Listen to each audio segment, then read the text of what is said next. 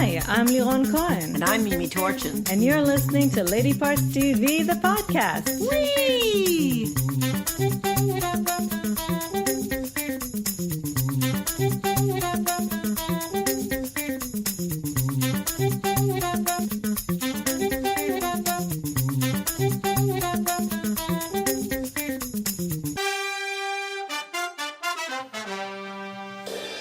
Hello, everybody. We're happy to be back. We've Hi. had crazy 2 weeks, but we're happy to be back. And it's summer, and we're going to have vlogs and podcasts and talking teal and other fun Square things. dancing. Square dancing. Not sure about that. Is that something you prepared for my birthday? Oh, God, no, I love you too much. Anyway, we're looking forward to all of that. So let's start with our stats, as always. We tallied 28 primetime shows, and out of which written or co-written by women, 18, which is 64%, which is great. Directed, only 9, which is a little shy of a third. One of my Westworlds was also directed by a woman, but I don't know if you threw that in. No, I didn't, because it wasn't, 19. All right. No, 10. 9 written. Oh, did you say right or? Oh, no, directed. You're directed, right, 10. Yeah. Now, before we get started, we just want to tell you that as of today, we have podcast perks available, so you can be a guest on our podcast. Somebody actually said she would be willing to come to New York for that, which is great, but we can do it via Skype or FaceTime, so you can do it from anywhere in the world. And you just go to our website, to our homepage, and click on Support Our Work, and you will find all the information there. There are also perks for vlogs and other fun things. Support our work if you love it and want to keep it going, and let's chat. All right. What movie did we see this week? We saw Life of the Party. Well, we actually saw many things, including Disobedience for the third time. Oh, yes, that. But I feel like we've talked about it a little before, so maybe. But Life of the Party. Life of the Party with the most adorable Melissa McCarthy. And, it was different from what I thought it would be, because usually these kind of comedies tend to be kind of broad and crass. Mm-hmm. This was slapstick. A very, very gentle movie. It was very sweet-natured. It was. I thought it was the antithesis to Bad Moms. It was also about a woman in her. Well, the women in Bad Moms, let's start it, were not really middle-aged. No. About a woman who's kind of having an awakening after her husband betrays her, and that old story. But instead of liberating herself with sex and alcohol, there was a little bit of sex and alcohol. I was going to say, that's fine. She goes to college and liberates herself with sex and alcohol. Education, sisterhood. Yes, she never graduated. Beautiful mother-daughter relationship. Oh, it was so charming. And all of the girls in the sorority, her friends, her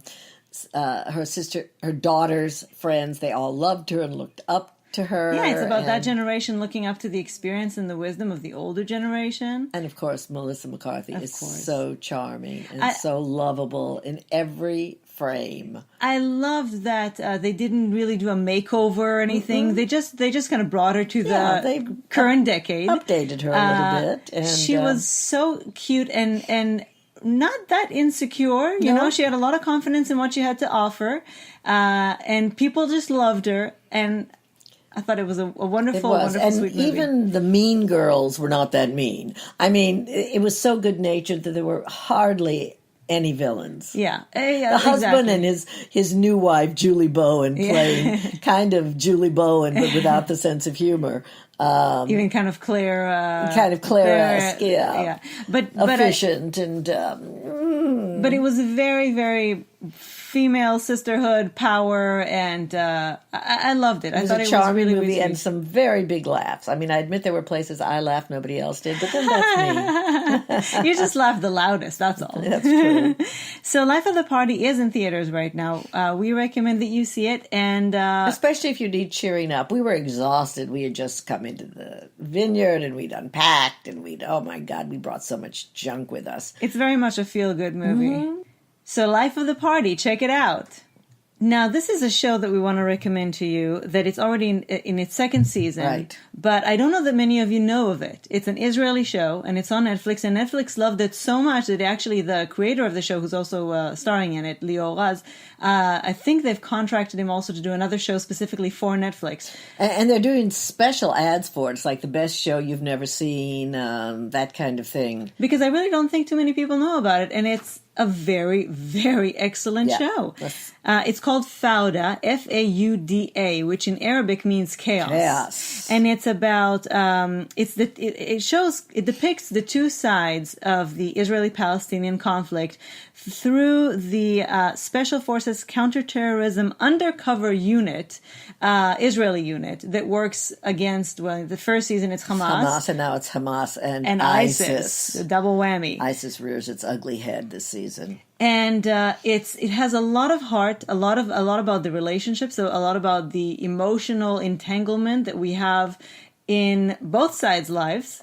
And I think that a lot of people don't understand the Israeli-Palestinian crisis. They think that they do. They don't know the history. They don't know a lot of stuff. And this show will not give you the history, but it will definitely show you what things are like today. And the thing is, of course, the history matters, but the thing is, we've gotten ourselves into such a rut that at this point, just take a look and see the mess that we're in. And if you have any ideas of how to get out of it, please call 800 1-800. But I really, really encourage you to see it, both because it does shed light on a subject matter that is very misunderstood around the world, and because it's just a very excellent show. It's a wonderful show. It's very male-driven, but the women are important. Are very important. Absolutely. One of the member of the Israeli team is a woman, and she's very vital to what they do. And then there's a very complicated love story, and it's they're very important to the story. They add a certain something that only a woman can bring. Oh, absolutely, absolutely. I think that as always, relationships are the heart of everything. But it's not about being macho. It's about so the male side of it is not obnoxious. Even though you would think that a show like this, there would be a lot of that, especially with Israeli men, right? But not. They're actually, especially the main character played by Lior Raz. He's very, very sensitive. I find. Again, it shows the intricacies and the complexities. It's not just an action thriller. Let's go and kill people. It's very, very complex. And to me, it's a lot like Homeland. But there's a man at the center and not a woman, and I don't find it at all. I do like Homeland, but it's also a completely different kind of. I'll tell you why I don't. It's a completely different kind of a conflict, but it's still anti-terrorism. But I'll tell you why I don't find it so much like Homeland, because in Homeland there's very, very clear-cut heroes and enemies. Us and them. And here I think that it shows you a much better picture of how things are much more complex than that. And just watch it. Really, really watch it. And I'm curious to know what you think of it when you do watch it. So please email us. Fauda, it's on Netflix. The second season just started on Netflix. Actually, the whole season is there. Go watch the first season first. Oh, absolutely. You have to watch the first season first. Okay. New show. Called Pose. Strike a pose. From Ryan Murphy, who is becoming like the god of television. But this time what's new and exciting about it, they say that it's about LGBTQ community, but I have yet to find a few letters. A little bit of the alphabet in there. It's primarily the L. Don't watch it for the lesbians, unless he's going to surprise us at some point later on. But it's mostly about gay men and about trans, male to female. People of color. Right. Well, they're all people of color, which is wonderful. All because people of color. Not only is it the biggest cast yet of queer people, especially trans people, to be in leading roles, but they're all people of color, which is really, really special. And it's about a very important period in time. Yes, because it's right in the middle of the AIDS crisis. Which affects this group as it affected everybody's groups. in New York, especially at the time. Especially in New York, where this takes place. It's in 1986, right? Yeah, and it's so interesting because it's about this subculture that I personally didn't know about. About these, first of all, it's like this house system where these trans women take in strays, homeless Basically. gay kids and trans kids, and they create these homes. And the ball culture is all of this sensational, fabulous show kind of a.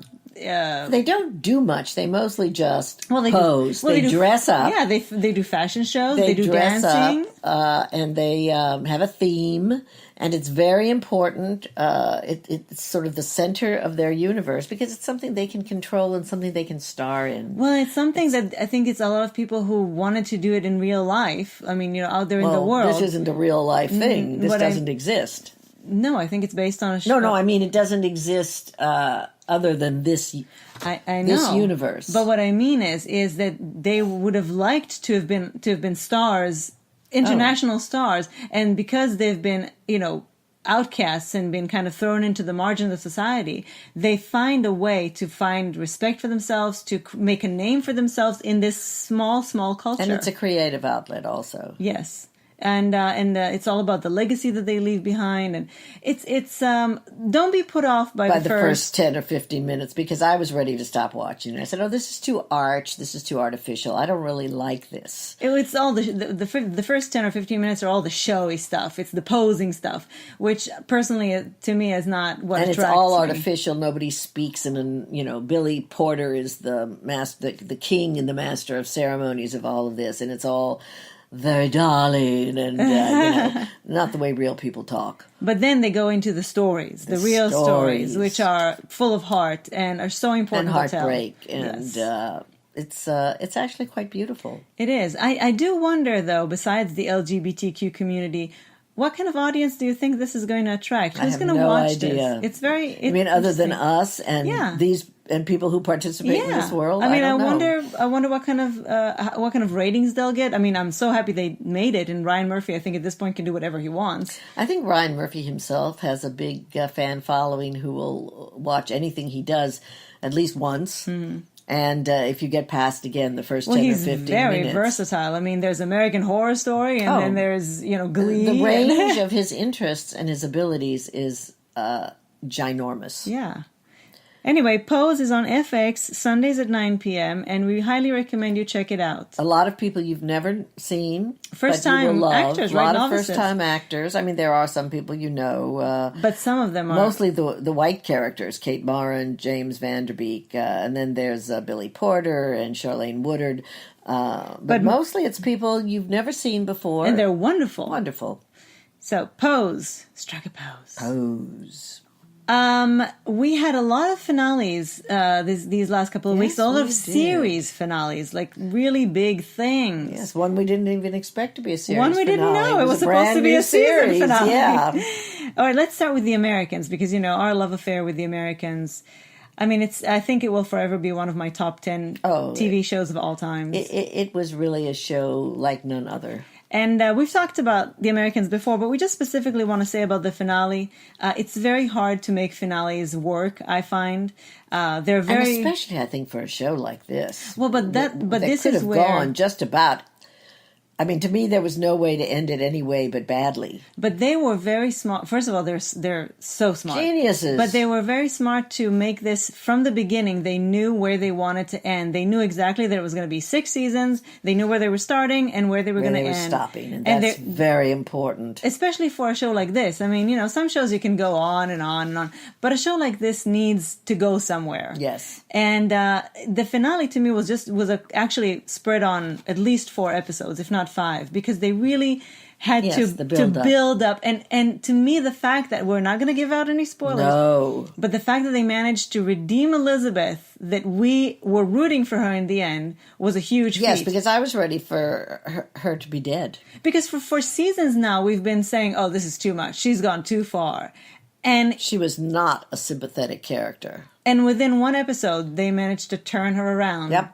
Well, they didn't actually. They sort of led up to it in a few ways, but the coup de grace really happened in this episode. She sort of saw the light, and I thought it was a very elegant finale, and some big surprise at the end.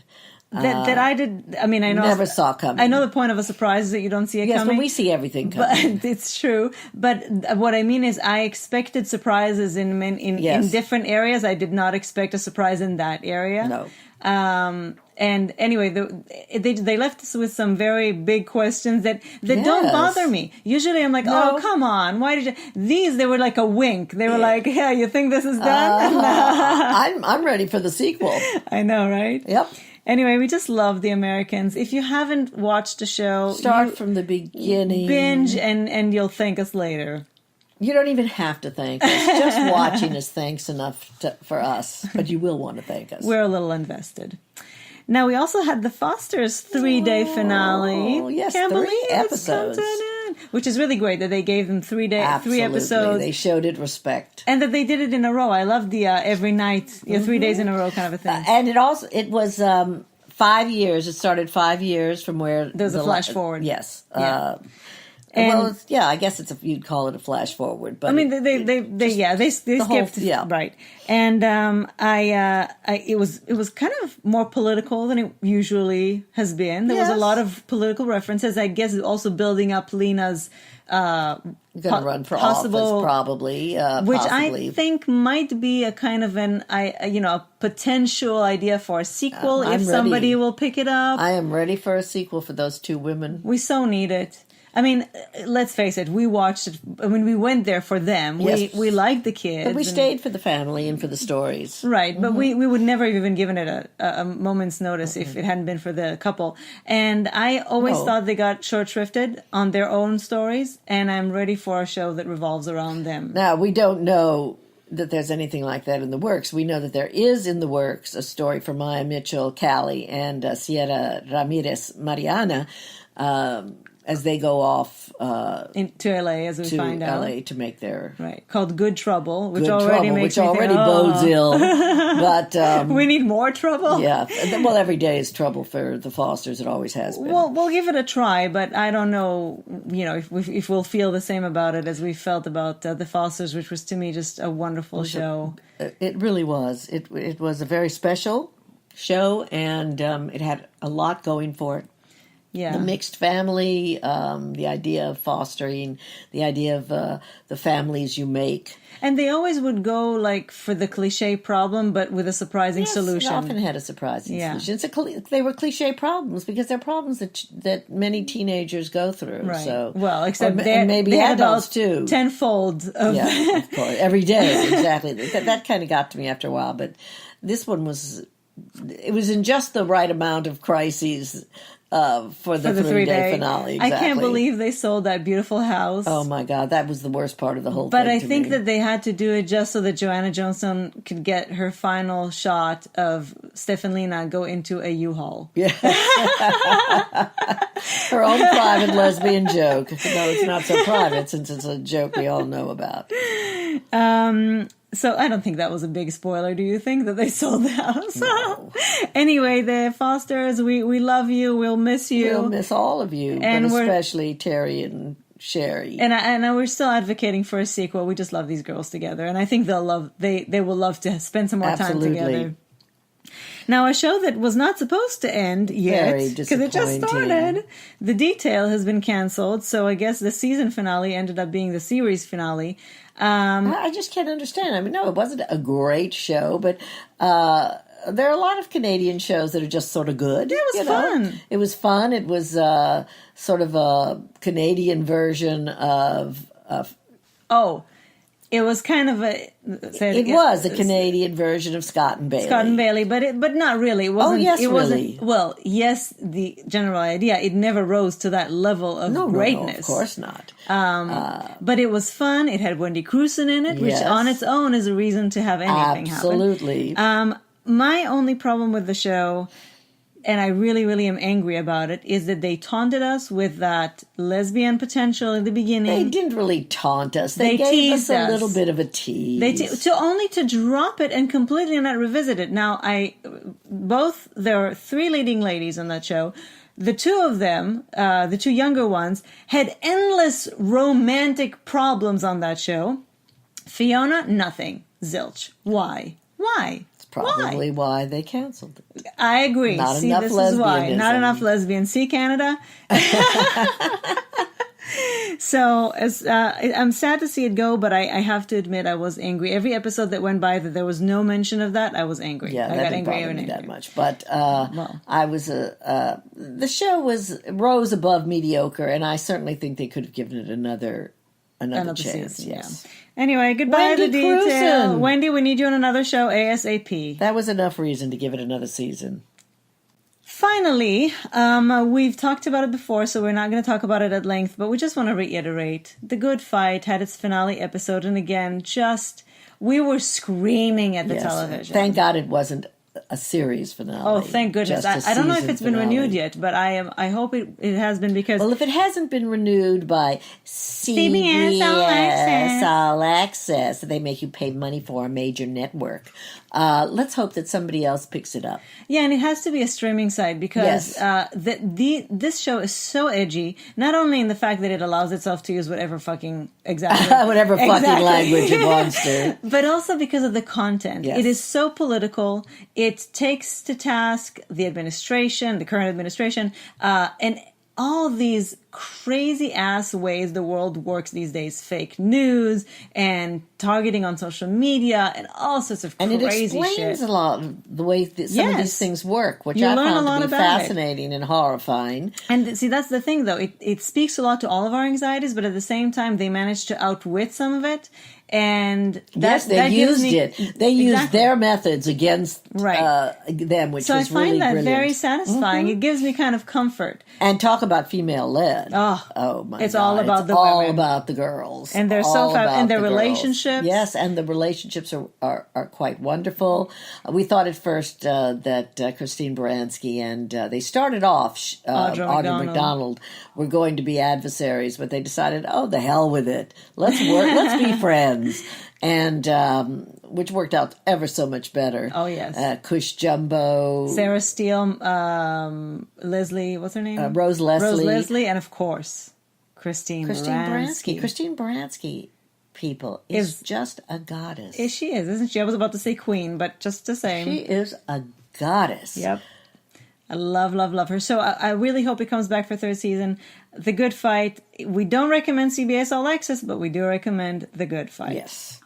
Now, if you're still keeping the hashtag keeping the faith, which I have long ago stopped. Well, especially because we only watched it because we thought that there was going to be a romance. We're talking about Barina on Holby City, if you didn't get the reference. Gemma Redgrave is coming back for a couple of episodes to Holby City next week on the 12th, next Tuesday. And to what end? I don't know. I don't know if they're going to rekindle anything. I mean, if she's only coming for a couple of episodes, I don't know what there is to rekindle. All I know is that there was a lot of potential that was thrown out the window and was just a waste. It was thrown out from the top floor and splattered on the pavement below. They give and they take. Anyway, they don't give much. No, they don't give much, but they give you a promise and then they take it. That's exactly what I'm saying about the detail. So it's a tease more than a promise. Yeah, but this was more than a tease. Yeah. This was yes, it it happened. lasted for a while. Mm-hmm. It seemed like it could go many different places, Yes. and then of course they had to go all wrong, They had to kill the lesbian's daughter. which is probably worse than killing the lesbian. Yeah, at this point. No, it's not worse than killing the lesbian. Well, it's worse because they made her into this. Anyway, we're not going to get into it. Exactly. You can go back and watch some of our If you post-op. feel like going to watch Gemma Redgrave a couple of days in Holby City, then Yes, we Tuesday, June 12th for a couple of episodes. Yes, we'll let you know if there's anything worth your time. Besides Gemma Redgrave, who's we're always going to be worth watching it? No, we're going to have people telling us if it's worth our time, and then we'll be watching it and tell them if it's worth their time. Right. It's a system. And one last thing, we're going to talk about it next week, not this week. No. But I just want to say, I love Dietland. Yeah, I don't love it as much as Yvonne did, but I liked it very much, and I liked it 1,000 times more than I thought I was going to like it. And just, also give it a few minutes. Don't. I loved it from the very first second. Yes, but we liked it from the very first second Yeah. too. We had a friend who gave it a half hour and said, "Did you hate it as much as we did?" And we loved it. We didn't hate it any. We loved it so much. I mean, I guess it's not everybody's cup of, but I think that for women, it should almost be mandatory viewing. It's got some elements in it that are odd, but nevertheless, it's mostly just a very good topic told almost straightforwardly. Very compellingly, yes. ladies, but we'll leave that off for next week. Yeah. But I just want Anyway. to tell you, the first 2 episodes have already aired, and the third is available apparently on demand. The first 2 episodes are actually like a premiere episode. They happen one after another. Right. So you don't have much to catch up on. Go before it gets away from you. Yeah, it's so good. Yeah. And then we'll talk about it more next week. In fact, watch it, email me, and then we'll talk. All right. All right? Thank you for joining us. As always, we had a blast, and we will see you It next was a week. pleasure. Bye. Have a great week. Bye.